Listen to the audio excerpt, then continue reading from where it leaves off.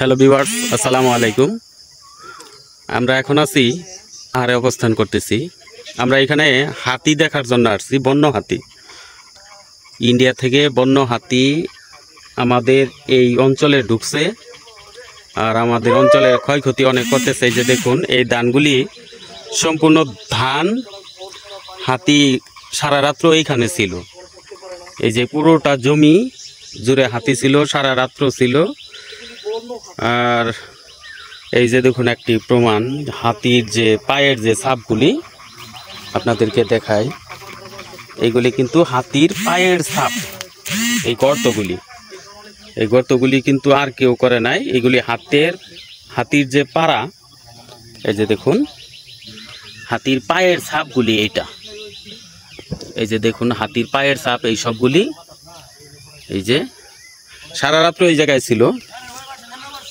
আর এই যে এই ধানগুলি যে শুয়ে আছে, এটা এমনিতে শুয়ে নাই, সারা রাত্র হাতি এই জায়গায় অবস্থান করছিল। আর এই যে এই গ্রামের মানুষ অনেকটাই আতঙ্কে আছে। এই যে দেখুন একটা বাড়ি, এরা ঘর বাড়ি ছাড়া, এখন আর এরা এই জায়গায় নাই। সারা রাত্র হাতির অত্যাচারে এরা বাড়িঘর ছেড়ে দিয়েছে, ক্ষতি নষ্ট করে ফেলাইছে বিদায় ওরা এখন অন্য জায়গায় সরে গেছে।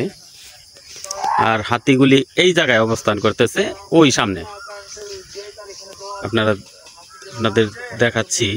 আর এই যে দেখুন সামনে দুটো তার দেখা যাচ্ছে, দুটো তার। এই তারগুলি কিন্তু ওরা জেনারেটরের লাইন করছে। এই যে জেনারেটরের লাইনের জন্য এই তারগুলি করছে।